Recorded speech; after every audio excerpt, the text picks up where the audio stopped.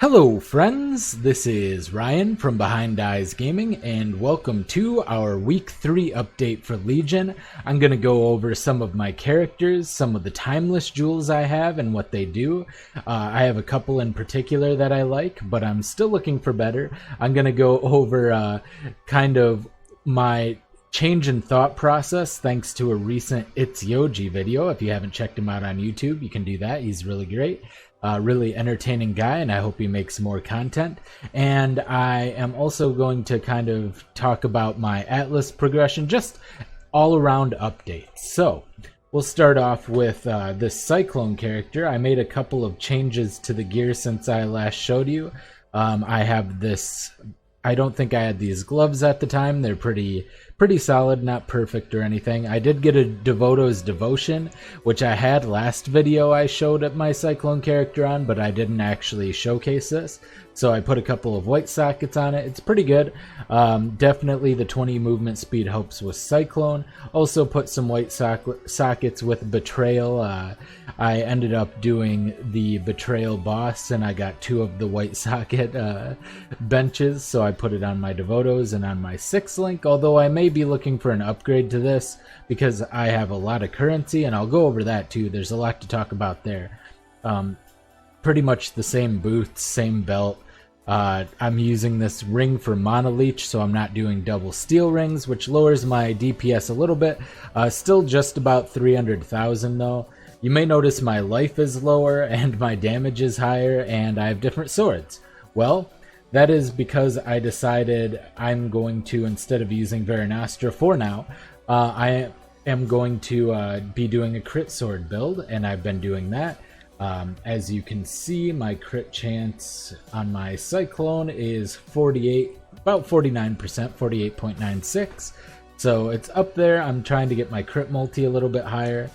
And I actually bought this sword for 1 Exalt, except it did not have the percentage physical damage and accuracy. I actually slammed that with an Exalt. It's only tier 7 unfortunately, but it's not bad. Then I just crafted the crit multi while a rare or unique is nearby. So this has 60% crit multi on it near the only enemies that really matter with the crit multi, since I instantly kill every white mob all the way up to the highest tier just in a moment. And it has the Ruthless level 20 and Multi-Strike level 20 for the attack speed and physical damage. And then it has a nice tier 3 phys damage roll with decent rolls on that, 17 to 35, which is a pretty solid roll overall, and max crit multi.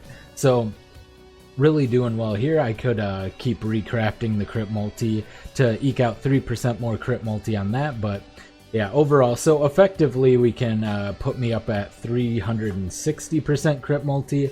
I am going to be grabbing my next level. I'm currently level 92. I do plan on grabbing sword damage and crit multi here for another 16%. And then from there, I'm just going to get a bunch of life nodes. I did spec out of a lot of life. This is very low life, and I haven't actually died recently, but I have died a lot before that. So my goal was actually to get enough damage to where I can kind of kill things before they kill me. It's worked out so far. As you can see on my Atlas, I've killed Shaper, I've killed a Red Elder, I have another Red Elder here, but I don't have a Caldera at the moment. Might just buy one, or I might farm for one. I'll see about that. I have not killed Uber Elder yet. I have killed Uber Ziri. So I've done mostly everything. I'm somewhere around 220 or so in Delves. And the big change, and of course I currently have 8 Exalts and 266 Chaos.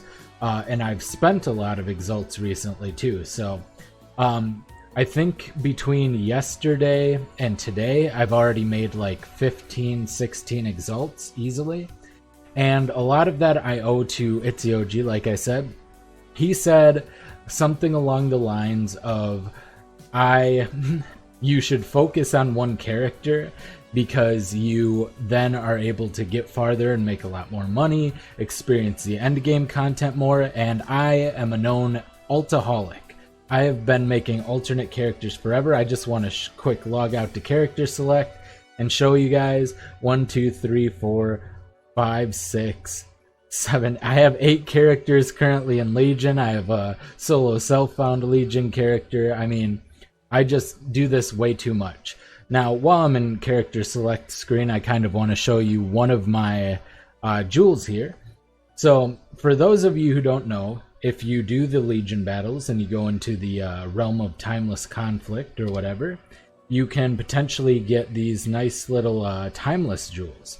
And the one I have here is a Dekhara one. There are different, I guess, characters or different enemies that these can be named after, and they have a number which is associated with that. And what this one is doing for me is a couple of things. You may notice I'm not wearing a helmet. That's because it is changing the nodes here, the big notable nodes, into Dance with Death. Can't use helmets. Your crit strike chance is lucky. Your damage with crit strikes is lucky.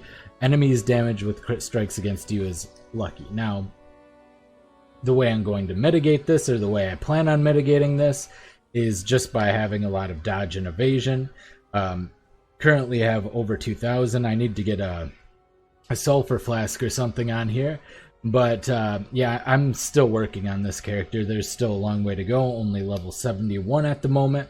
But the other thing that this does is it adds 4 decks to all the small nodes, 4 decks to all the small nodes except for the ones that give you attributes already, in which case it only adds 2. So the 10 dexterity becomes 12 dexterity, and all these attack speed give you +4. And then it makes your notable nodes here have additional effects. My Harrier has another 5% movement speed, so if I remove this, it's 9% attack speed, 5% cast speed, 5% movement speed. Adding this gives another 5% movement speed.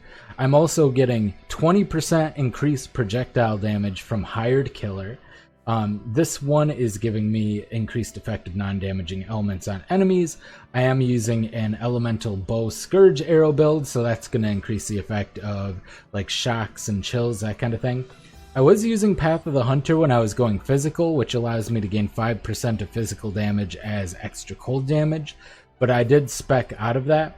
But you can get some nice bonuses, and my other character, my Cyclone character, is also using a timeless jewel. I just want to show that one off really quick here, and go back. I guess I don't have to go back to my hideout, but we're going back anyway.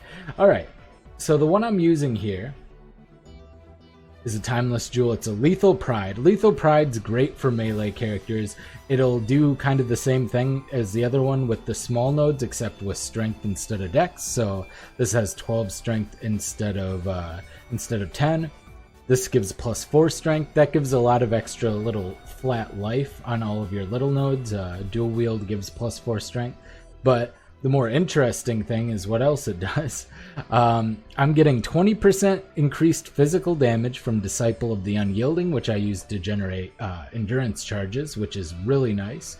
5% chance to deal double damage on Golem's Blood, even better. On this one, I am getting 20% increased physical damage on Dervish as well, making it hyper efficient, insanely efficient. I am getting 20% fire resistance, which kind of helps on bravery. And then I'm getting 30% increased melee critical strike chance on Master of the Arena. I'm a crit build, so that's pretty nice. It ends up being like 2.5% or so. And then also, I'm getting 30% increased melee critical strike chance on Savagery if I want to go respec out of some things and get another frenzy charge. I may do that because that's just enough of a bonus that it would probably make it worthwhile. Other than that, I don't think this is the craziest jewel. Stun duration on this, fire resist on this, ignites deal damage faster on this, stun duration. This one gives 5% increased strength, which is nice. This one gives 4% increased maximum life. So as you can see, you can get some good stuff with this. Some really nice stuff. Life leech on that one, and life leech on Disciple of the Slaughter, which I don't really need. And This one's actually really nice. I actually had a Starforge. I ended up selling it from fighting Shaper. I got it from my like third Shaper, so I got pretty lucky there. Ended up selling it for 9 exalts, but I was thinking about using it because this Titanic Impacts has 30% increased melee critical strike chance, so that would give it a total of 70% increased melee critical strike chance and 20% crit multi, which would be incredibly useful. Also, Hatchet Master gives 5% increased strength, so this is pretty good. If you're doing axes, you get a lot of bonuses there, some extra life, some extra strength percent. You could still, of course, get the double damage. If you're running two-handed axes, you could get some leech. Otherwise, if you're dual wielding axes, even better because you get the physical damage. So, turns out this is a pretty solid melee crit strike chance there. So this is a pretty solid timeless jewel. I'm looking for a timeless jewel currently that I can put here, which would affect all of these nodes, which is a sword, a mace, and an axe, along with like the dual wield node and the channeling node as well. So I was thinking of Veranastra Cyclone potentially that gets all of these slots, and maybe I can even use Fangs of Frost and use elemental conversion potentially with like a Hrim Sorrow or something. And this will change into with this one. I checked it earlier, or I checked it previously. It makes it so that you take 50% of cold and lightning damage as fire damage, and then you have 50% less cold and lightning resistance. This could be really powerful if you can get to max anyway, resistance wise. And then you have like the Soul of Steel and the Barbarism, along with Purity of Fire, have like a level 21 Purity of Fire, so you can get a whole lot of extra resistance that way, and all of a sudden the lightning and cold damage you take is heavily mitigated, so that could be good. But all of these notables that would be in this radius that you could potentially use on a Veranastra Cyclone, 1, 2, 3, 4, 5, 6, 7, 8 plus the potential of the big keystone jewel here, so that could be huge. I could also put it over, so I don't accidentally drop it, put it over here, and we can also have it affect a bunch of nodes here, like Strong Arm, Barbarism, Juggernaut, Skull Cracking, Cleaving, Slaughtering, and Razor's Edge. And of course, if we want to, we can get Lust for Carnage, which is just a better Berserking. It's got all of the attack speed of the Berserking cluster, but with life leech and percent life recovery per second from life leech as well. So it's pretty crazy. I could even get utmost strength. So, and of course the endurance charge. So there's a crazy amount of notables I could potentially get with a Veranastra. So I'm looking for one that is really insane in those locations, either with melee, like crit multi with chance to deal double damage, with just melee damage like this, or physical damage rather, because if I can get enough of those, you know, if I could get all 8 nodes physical damage, that's just a bonus 160% you know, physical damage, which is absolutely huge. So I might switch back to a Veranastra. I still don't know if I would hit the numbers. I didn't even look at my other sword. My other sword's just a sword that I bought and I crafted crit multi onto. It's an okay sword. I think this one was only like 60 chaos or something like that. Oh no, I actually chaos spammed this one. My bad. I had like an insane amount of chaos at one point. I had like 800 chaos, and I just wanted to like chaos spam a few high item level ones. This was a item level 87 Corsair sword I got. You only need item level 83 to hit all of the big stuff for swords, but yeah, I just decided to like alch a bunch and then like chaos spam, and I ended up getting this and crafting crit multi, and then beast crafting it to 30% quality, so it ends up being like a little bit over 400 DPS sword with 100 or 1.96 attacks per second and crit multi.